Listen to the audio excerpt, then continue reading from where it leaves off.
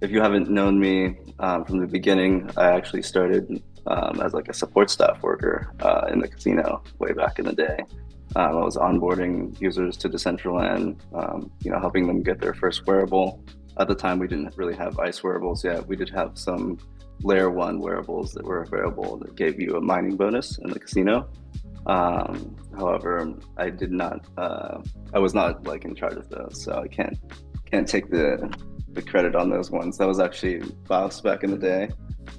He designed those wonderful wearables. Were those made by But yeah, Orange Joe, the early wearables? no, they were actually done by this gentleman named Mariano. It was actually a referral from Shibu at the time. Yeah, those ones are honestly a staple in the DG wearable ecosystem, I would say. I love those ones very, very much. I have my tracksuit still, the mink. I have the suit as well before we did the ice line with that.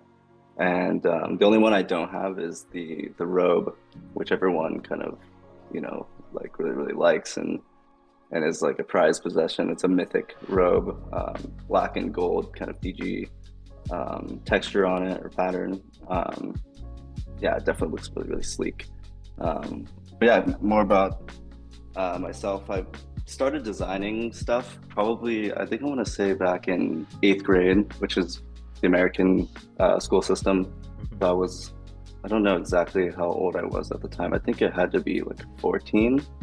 And I was using a very, very simple software. And the first thing I actually designed, funny enough, was a prison for a school project. But it was much simpler than this at the time. Doesn't compare to the builds that I've seen around Decentraland. But it was a fun first project to get started and a fun kind of way to familiarize myself with creating and kind of just getting used to virtual worlds, I guess you could say. So that was a good little starting project for me to get started. And as I went through high school and college, high school was a little bit less intensive around the design. I was still kind of caught up in sports. I played baseball and volleyball back in the day. So I was, kind of a sports kid back in the day. But college was when it really started to kind of become eye-opening. Obviously, with the emergence of crypto way back in the day, I didn't obviously hear about it until I was in college. But yeah, I mean, it was just really, really eye-opening once my brother, Miles, if you guys don't know, brought me into Decentraland for the first time, and it was actually quite mind-blowing. I was like, okay, I've seen video games, I've played Fortnite, I've seen like all these things, and this is a virtual world where you can make friends and do things. So I was automatically kind of just like associating with RuneScape, and Club Penguin was like the other one I kind of drew Yes. parallels to. I was like, this just kind of feels like an adult Club Penguin, like it was so funny. Yes. I was like, Yes. this is like adult Club Penguin. So that's another great thing I think. Obviously it's not great for a lot of landowners, land barons, I guess I should say, but the personalized worlds tied to your name, I think is a major step.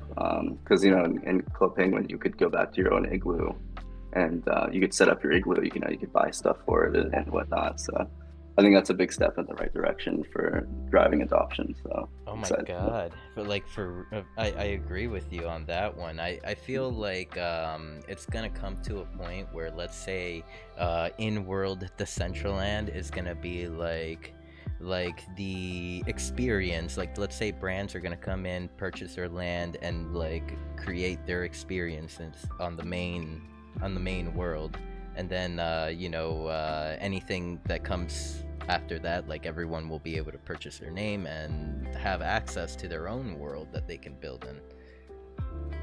Yeah, I think it's phenomenal. I think it's a good step in the direction as far as onboarding new users, because obviously the barrier to entry with like a land plot is much higher than a lot of people probably anticipate. So being able to buy a name for 100 mana, which is only like $30 I think right now, Hmm. right around there, is great. So 4x4 as far as I know. Yeah, it's plenty of land to develop on, and really show, people what you're about.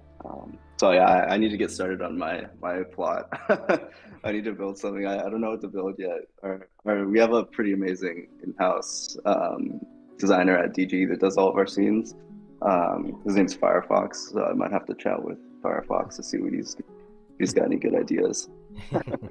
It's like, do you have any builds that you've been wanting to tell us about, but have not had the time? I can spill some of the beans as far as the builds. Just briefly, we do have for when SNG Metaverse SNGs go live, we have a Coliseum build that we've been working on. So it'll be like obviously Coliseum vibes. You're quote unquote kind of fighting to the death, last player. So I'm super excited to get that one out there. I've been testing that a bunch and playing Metaverse SNGs with Spicy. So yeah, definitely a lot of good stuff in the works. Oh, I love. Nice. Thank you for sharing that. That actually like even like ramps up my excitement for like what DG has to like bring, or what DG is will bring in the future. Yeah, definitely. I got some alpha I can drop on the chat here. Oh, perfect. Will you be dropping it in the Twitch chat or in the? I can just say it out loud, or I can. Oh, okay, perfect.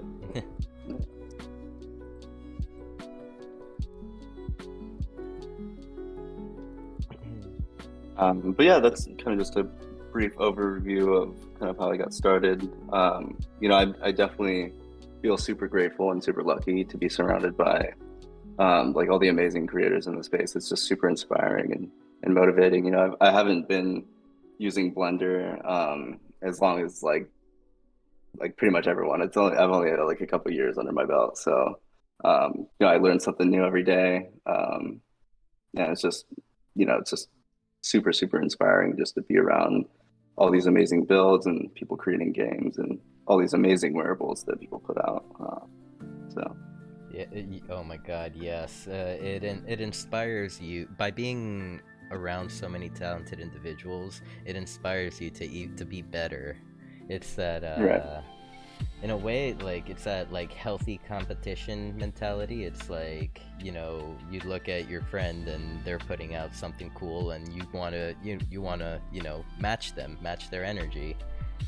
Exactly. So you're that's how I say like our ecosystem is constantly we're making each other better as we go. Exactly.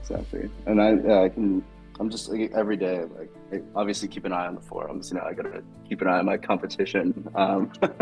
So yeah, every time I pull up the forum and I see like a new submission that has a bunch of views all over it and a bunch of crazy designs, and I feel like everyone kind of is bringing their own kind of personalized style in. I feel like that's kind of how you get started. Is you bring your own kind of personal style into the game, see what hits, see what doesn't, and then you kind of just iterate from there. So I've obviously come a long way from, we started with the L1 wearables, so I was like, okay, we have to kind of stick to this vibe and stick to what our first kind of wearable was about. But then over time, as we got to the ice lines, it was a little bit more complex, like creating a character from scratch, and obviously having our own spin put on the character has been a challenge, but also like kind of a healthy challenge and a fun process along the way, because you can just pull from anything that you see in real life or in video games. You're like, ooh, I like that, I'm gonna add that. You go over here, I like that, I'm gonna add that. So just combining all these different aspects and kind of little details that you can find super super fun and fulfilling. Yes, and I will compliment I'm currently wearing I would say part of the cyberpunk set, the DG cyberpunk set. Looking good.